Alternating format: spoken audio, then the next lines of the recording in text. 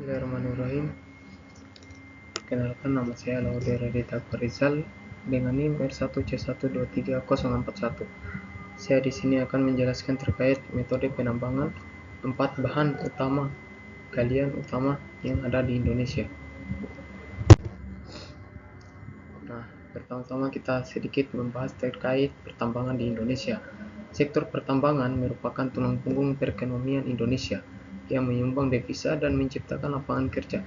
Namun, ekstraksi bahan galian juga membawa tantangan, terutama terkait dampak lingkungan dan sosial. Untuk memahami metode penambangan adalah langkah awal untuk mengelola sumber daya ini secara berkelanjutan. Nah, sini batu bara, yaitu sebagai penambangan terbuka dan bawah tanah.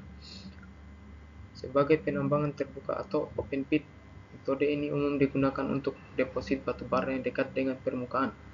Tanah penutup dihilangkan untuk mengakses lapisan batu bara, efisien namun memiliki jejak lingkungan yang besar. Yang kedua itu ada penambangan bawah tanah atau underground yang digunakan untuk deposit yang lebih dalam, yang melibatkan pembuatan terowongan dan lubang lebih rumit dan beresiko, tetapi dampaknya terhadap permukaan tanah lebih kecil. Nah, di sini ada contohnya, yaitu nikel sebagai penambangan terbuka laterit. Nikel laterit adalah biji nikel yang terbentuk dari perlapukan batuan ultra basah. Penambangannya didominasi oleh metode yang terbuka. Proses penambangan laterit yang pertama yaitu pembersihan lahan dan pengupasan lapisan tanah pucuk atau topsoil. Yang kedua itu ada penggalian biji nikel laterit menggunakan alat berat seperti ekskavator. Dan yang ketiga itu pengangkutan biji ke pabrik pengolahan untuk pemisahan nikel. Metode ini memerlukan perencanaan yang cermat untuk vegetasi dan pengelolaan limbah agar dampak lingkungan dapat diminimalkan. Nah, di sini ada penambangan primer atau hard rock, yaitu emas yang ditemukan dalam batuan keras vein yang memerlukan metode bawah tanah atau tambang terbuka besar untuk menghancurkan batuan dan mengekstraksi emas. Penambangan sekunder atau placer, yaitu emas yang ditemukan dalam sedimen sungai atau aluvial. Metode yang umum adalah penambangan aluvial dredging atau penambangan rakyat pendulangan.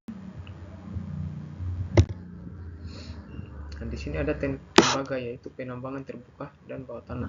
Tembaga sering ditemukan bersama dengan emas dan molybdenum dalam deposit porfiri.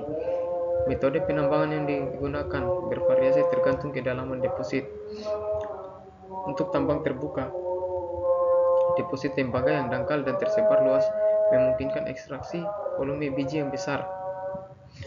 Sedangkan untuk tambang bawah tanah, deposit tembaga yang lebih dalam dan berbentuk urat memerlukan infrastruktur bawah tanah yang kompleks.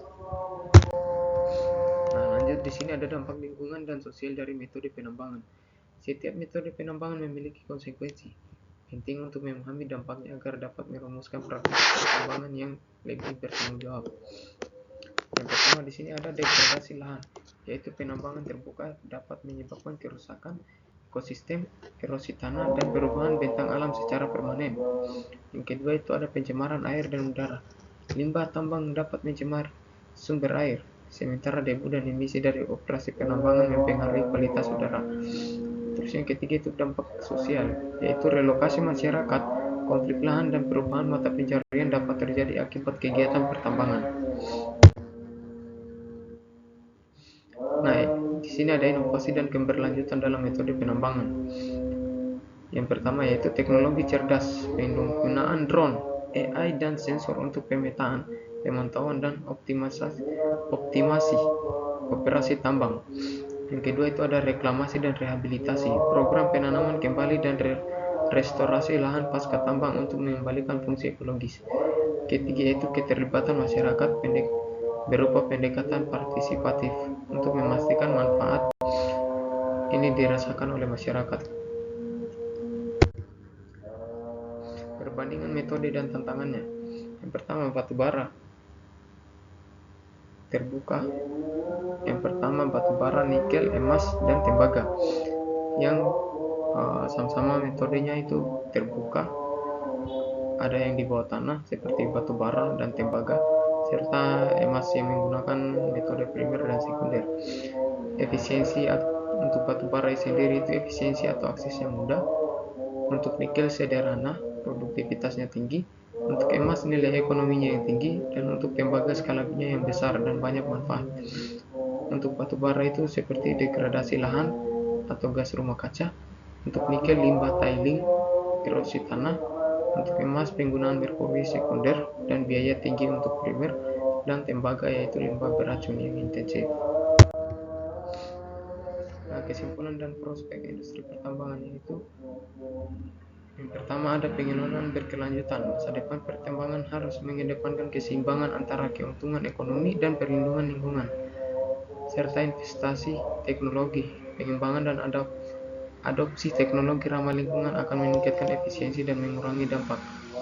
Kolaborasi multi pihak, yaitu pemerintah, industri, dan masyarakat harus bekerja sama untuk mencapai tujuan pembangunan berkelanjutan.